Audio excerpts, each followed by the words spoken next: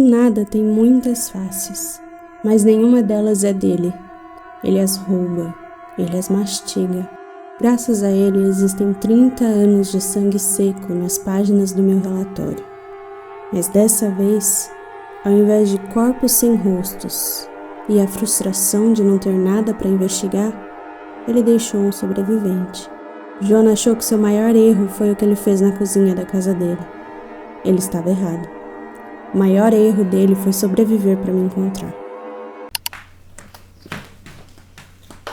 Vamos falar sobre o nada? Hoje eu vou contar a história pra vocês de uma creepypasta bem curtinha, mas bem legal na minha opinião, que tem como título: O garoto comeu o rosto do pai e então ele me contou o porquê. Essa creepypasta foi divulgada no Reddit, mas eu já deixo aqui um alerta de gatilho, porque essa creepypasta é um pouco gráfica, então se você tem algum gatilho, né, com essas questões mais gráficas, assim, meio body horror das ideias, aí eu aconselho você ir pro próximo vídeo, tá bom? De toda forma, eu vou deixar aqui no link da descrição, ótimo, vou deixar na descrição o link da creepypasta, pra quem quiser ler. Vocês estão vendo que hoje eu não tô no meu melhor dia, né? Vamos pra história? Estamos em uma cidadezinha bem pequena, esquecida por Deus, no interior. Lá tem acontecido uma epidemia de assassinato. E todos esses assassinatos têm duas coisas em comum. A primeira é que todos os assassinos cometeram suicídio em seguida do seu crime. E a segunda coisa em comum é que todas as vítimas dos assassinatos foram encontradas sem rosto. O nosso narrador chama Thomas e ele conta que há 30 anos ele vem investigando todos esses assassinatos e que ele acredita fielmente que existe uma entidade por trás de cada um desses crimes, incentivando ali a pessoa a matar um ente querido e comer seu próprio rosto e se matar em seguida. Porque na cabeça dele, e acredito que na cabeça de vocês também, não há nada além de uma entidade para causar esse tipo de coisa em várias pessoas numa cidade. Mas, por falta de informações, provas ou qualquer indício de que essa entidade realmente exista, ele a apelidou carinhosamente de O Nada. Passei as últimas 3 décadas revirando arquivos de casos antigos e cadáveres enterrados. Primeiro como inquisidor da Ordem de Alice, depois como freelancer, após me demitirem por ser psicologicamente inapto e operacionalmente instável, seja lá o que isso signifique.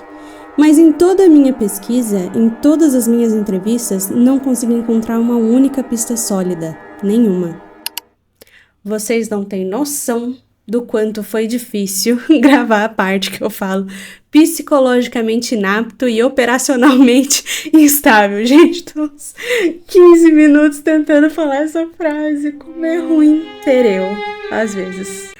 Enfim, depois dele passar anos investigando essa tal entidade e esses crimes e nunca ter sobrado nada pra ele investigar de fato, nenhuma pista, nenhum sobrevivente, nada, finalmente, depois de 30 anos, tem um sobrevivente. E é nele que ele vai focar nessa história inteira, porque é a única chave que é capaz, a única pessoa que é capaz de trazer alguma pista e alguma informação pra ele. Jonah é um adolescente de 17 anos, bem popularzinho na escola, no colégio, jogador de futebol. Sabe aquele menino que é o menino da galera? É o Jonah. Um dia, ele simplesmente assassinou o próprio pai, comeu o rosto dele e tentou se matar em seguida. Porém, ele não cortou fundo o suficiente e deu tempo de ser socorrido e acabou sobrevivendo no hospital. Quando o Thomas chegou no hospital, ele explica pra gente que o Jonah já tava cheio de ataduras no pescoço, né? Tava costurado e com as ataduras.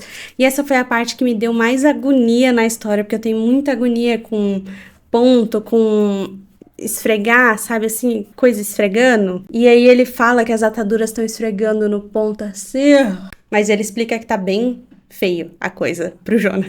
O Jonah até consegue falar, mas ele tem que fazer muita força, e isso também me deu uma agonia danada, menina, porque imagina ele fazendo força assim pra falar e sai só aquela rouquidão, só aquele negócio. Mas o Thomas tem um objetivo e nada vai impedir ele de atingir esse objetivo, que é conseguir informações sobre o nada. Então ele invade o hospital, invade o quarto do Jonah, tranca a porta, algema o Jonah na cama, tudo isso assim, rapidinho, antes de qualquer pessoa reagir, antes do próprio Jonah conseguir reagir. Como se invadir o quarto e algemar o garoto não fosse o suficiente, ele faz toda uma cena, acende um cigarro, fica olhando pra janela, aquela coisa bem assim, vilão galã de novela. E funciona, porque o Jonah fica muito assustado. Durante todo o tempo ele me encara como se eu fosse uma alucinação, algum sonho febril induzido por drogas.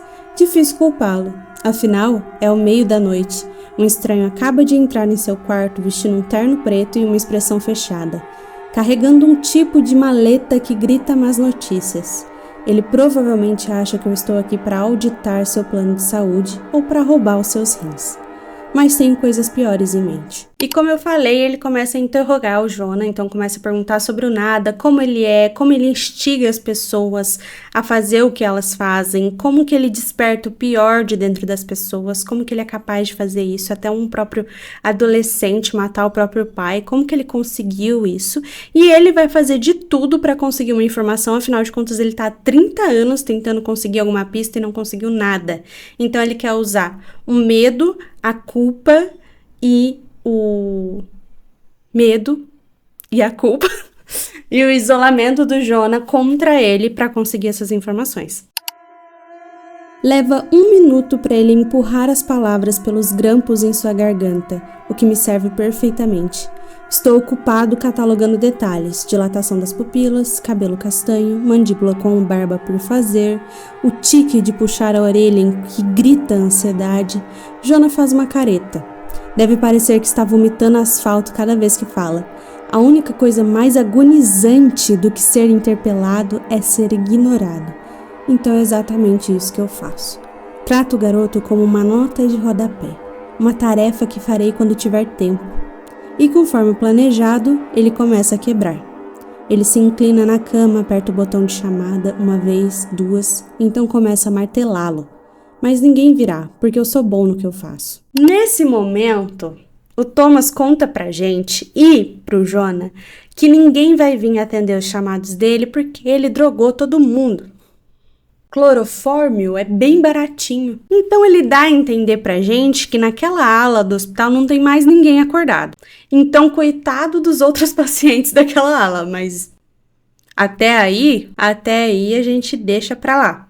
Vamos focar no Jonah. Querendo ou não, ele vai ter que dar alguma informação pro Thomas, senão o Thomas não vai sair dali. E aí aqui a gente começa a entender o porquê que ele também foi considerável psicologicamente inapto e operacionalmente inadequado, instável. A gente começa a entender e começa a ligar os pontos. Mas até aqui a gente não sabe nada sobre ele, a não ser que ele é um cara que investiga os casos de assassinatos e acredita fielmente nessa entidade, né, no nada. O Jonah, recebendo todas essas informações, começa a ficar mais ansioso do que ele já tava, porque o menino já tá na merda, né, tá preso na maca, tá com a garganta cortada, não consegue falar, mal consegue respirar, não tem nenhuma enfermeira pra ajudar ele, tem um cara esquisitão fazendo mó cena e querendo interrogar ele dentro do quarto dele no meio da noite. Eu já teria desmaiado de desespero há muito tempo, mas o Jonah não, ele permanece firme ali. Decide que a melhor opção dele é começar a responder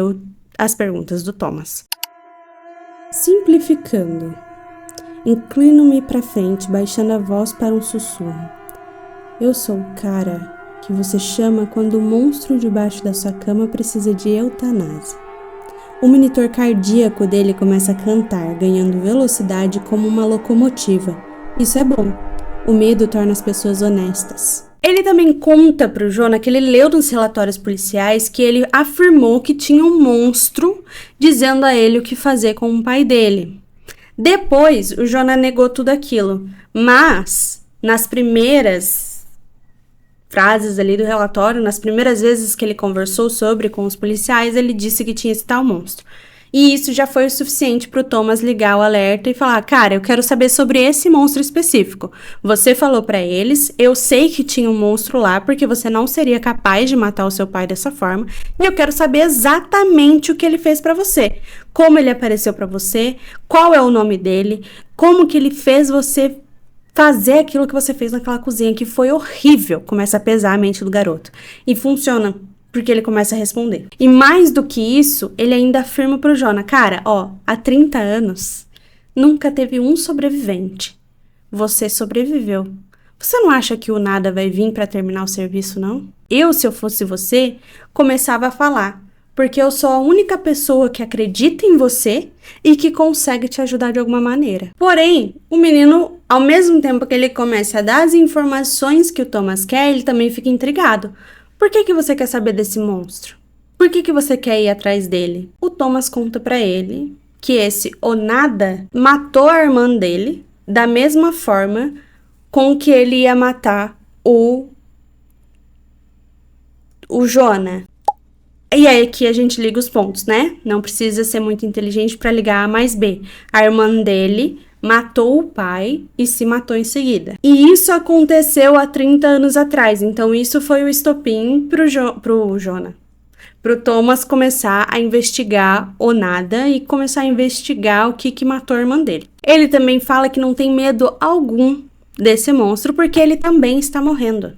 Ele tem câncer de pulmão, já tá tossindo sangue, então ele não faz esforço nenhum também pra impedir sua morte, porque, como eu falei pra vocês, a primeira coisa que ele fez quando entrou no quarto do hospital foi acender um cigarro pra fazer uma cena. Ele não tá preocupado se ele vai morrer ou não. A única coisa que ele quer é encontrar o monstro e matar esse monstro pra vingar sua irmã. E ele também não tem medo mais desse monstro, justamente porque ele sente que o fim da sua vida tá próximo. Uma tosse interrompe a minha fala, depois outra. É puro sangue e catarro. E coisa pior. Quando termino de limpar os lábios, o garoto me olha como se devêssemos trocar de lugar. É leucemia, não é? Minha mãe teve também. Eu reconheço esses acessos de tosse. Você realmente não deveria fumar. Sopro a fumaça na direção dele. E respondo. Provavelmente não. Volto o assunto para o que me interessa. Relaxe, isso não é um julgamento. E se fosse, eu absolveria. Encontro seus olhos. Você é uma vítima no que me diz respeito. Não é diferente de todos os outros que o nada transformou em assassinos. Não é diferente da minha irmã, Adelaide. Ela morreu há 40 anos, a primeira vítima do nada. Sinto muito. Não estou procurando simpatia, garoto. Estou procurando um nome. Mas levanta a mão interrompendo-o. Economize o seu fôlego, eu já conheço a lenda. Você descobre o nome dele e ele vem te matar à meia-noite. Eu não me importo. Francamente, estou contando com isso. Espere, ele gagueja. Você quer que essa coisa venha atrás de você? Mais do que qualquer coisa, sim. Ele me encara, a expressão dividida entre confusão e horror. Então a gente descobre que o plano do nosso narrador é descobrir o nome do nada, chamar ele e matar ele. Afinal de contas, ele não tem nada a perder, ele não tem família, ele não tem amigos, ele não tem emprego, ele não tem dinheiro. Logo, ele não vai ter mais vida. Então, ele vai tentar a sorte de chamar o nada e matar ele. Afinal de contas, a única coisa que sobrou pro Thomas foi essa sede de vingança. Ele não tem nenhum outro propósito. Faço 46 no próximo domingo. Explico, o cigarro fumegando entre meus dedos. Vivi minha vida inteira sabendo que o ceifador da minha irmã ainda estava por aí. Arrancando rostos, esquartejando famílias. Sabe por que quero que essa coisa venha atrás de mim? Para que eu possa matá-la. Para que eu possa fazê-la sofrer exatamente como fez Adelaide sofrer. Para que eu possa fazê-la sangrar, exatamente como a fez sangrar. Só me restam mais alguns anos, e isso assumindo que eu largue esse vício. Alguns meses se eu não largar. Esmago o resto do cigarro no apoio de braço, forçando uma tosse lacrimejante e performática. Você mesmo pode fazer as contas, eu acho. A expressão de Jonah desmorona. Jesus, então é por isso que você não tem medo. Você já está morto de qualquer jeito? Nesse momento, o garoto conta para o nosso protagonista um pouco mais da lenda sobre o nada. Que se você descobre o nome dele e o chama, ele vem atrás de você, mas não para matar você, mas sim para fazer você matar o que é mais importante na sua vida. Então, o objetivo dessa entidade não é só fazer você se matar, mas é fazer com que você se torne um monstro antes disso. E ele conta isso pro Thomas com a intenção de poupar o Thomas. Mas, ao mesmo tempo que ele ainda sente empatia pelo Thomas, ele tá completamente desesperado. Porque imagina, ele foi brincar de loira do banheiro, terminou matando o pai, comendo o rosto dele, cortando a própria garganta, parando no hospital e sendo preso à maca por um completo desconhecido que invadiu seu quarto e ainda afirmou ter drogado todo mundo daquela ala só pra conseguir falar com você. Eu já teria entregado esse nome há muito tempo. Ele hesita, fecha os olhos, então ele diz a palavra mais doce que já ouvi. O nome do monstro que massacrou o meu futuro, que esquartejou a minha irmã e devorou a minha infância. Ele me dá a chave para os portões do inferno, e ela se chama... Eu que não vou falar o nome dessa coisa, né? Vamos combinar que eu tô aqui pra contar a historinha legal, mas eu também não sou o tipo de pessoa que brinca com a sorte, então assim... Minha caneta se move por instinto, as letras aparecem uma a uma. Mas antes que eu possa terminar, já começaram a derreter na página, desaparecendo. Meu coração martela, quase sem conseguir acreditar. Estou sorrindo como um maníaco. O nada, finalmente, aprendi o seu verdadeiro nome. Esta cidade, esta noite, como é apropriado que tudo termine aqui, onde começou, 40 anos depois, no mesmo dia. Minha mão está tremendo. Não, meu braço inteiro está tremendo. Eu estou com medo. Há quanto tempo eu não sentia medo de verdade, honestamente? Já consigo sentir o beijo gelado, os arrepios subindo pela minha espinha. Meu peito apertando e as pupilas dilatando. Nessa hora, o Jonah começa a chorar de desespero, porque ele pensa que ele acabou com a vida do Thomas e acabou com a vida de mais alguém que o Thomas ama muito. Então ele tá completamente assim... desesperado e se sentindo muito culpado pelo que ele acabou de fazer. Eu estive manipulando o Jonah desde o momento em que passei por aquela porta. Tudo o que fiz, desde acender o cigarro até deixá-lo vislumbrar minha arma, foi deliberado, calculado. Ele vê as cicatrizes no meu rosto e acha que me conhece, mas máscaras vão mais fundo do que a pele. E ele está prestes a aprender essa lição. O pobre coitado provavelmente está pensando que acabou de sentenciar um dos meus filhos à morte, ou talvez meus pais, ou minha esposa, ou meu primo de segundo grau, ou seja lá o que for que as pessoas se importam hoje em dia. O garoto finalmente entendeu que alguns monstros usam terno e gravata. Eu expliquei para ele, com calma de quem lê um relatório médico, que eu não sinto nada. Eu não formo laços. Eu não tenho família, não tenho amor. A última pessoa que significou algo para mim morreu sangrando nos meus braços há 40 anos e desde então sou apenas um vazio funcional. Ninguém além de você sobreviveu aos... Digo aproximando-me da cama. Meus dedos se fecham na grade. Isso significa que você pode me dizer coisas que ninguém mais pode. Suas regras, como ele funciona, o que prende ele a esta realidade esquecida por Deus. Seus olhos saltam para a porta trancada, para a algema no pulso, e sua voz falha. Eu não sei nada disso. Claro que sabe. Está apenas enterrado, trancado e reprimido. Mas é por isso que eu estou aqui. Eu vou ajudar você a se lembrar de como foi esquartejar o seu pai e do gosto que teve quando você engoliu o rosto dele. Você entende agora, não entende? Sussurro perto o suficiente para que ele sinta o cheiro de tabaco no meu hálito. É você, Jonah. Agora mesmo. Ninguém no mundo inteiro é mais importante para mim do que você. Você é meu tudo. Ele solta um gemido patético. Ele finalmente está se permitindo ver o horror do que ele fez, o horror do que eu fiz com ele. Veja bem, isso não é sobre Adelaide, não exatamente. Isso é sobre justiça, sobre fazer os pagar pelo que tirou de mim. E eu pretendo cobrar, não importa quantas vidas isso custe. A expressão do Jonah azeda. Você sabe tão bem quanto eu o que acontece à meia-noite, garoto. Minha caneta clica. Apunhala a prancheta como uma faca. Então eu começarei a falar. Ou muito em breve, você não terá mais um rosto para falar. Esse final eu deixei bem mais corrido, né? Acabei lendo ele inteiro aqui pra vocês, porque eu senti que seria mais interessante eu ler pra vocês do que eu contar pra vocês esse final, porque eu achei que foi um final muito legal, assim, foi muito interessante. É uma, assim, não é a melhor creepypasta que eu já li na minha vida, mas é uma creepypasta creepypasta. Tô toda me bugando hoje. Mas é uma creepypasta, uma história que eu achei interessante contar aqui pra vocês, porque ela é bem curtinha e eu achei ela muito legal. Eu achei que ela tem esse final legal, assim, de ler, né, de fato, de ouvir. A gente não sabe o final, né, a gente não sabe se o Thomas conseguiu impedir o Nada ou se o Nada matou os dois. Eu acho que os dois morreu, na minha sincera opinião. Mas, enfim, é uma história bem curtinha, mas uma história que eu achei muito legal. Eu espero que vocês tenham gostado desse formato. Eu ainda tô estudando como que eu vou colocar as partes narradas, mas vocês aí já estão vendo pronto.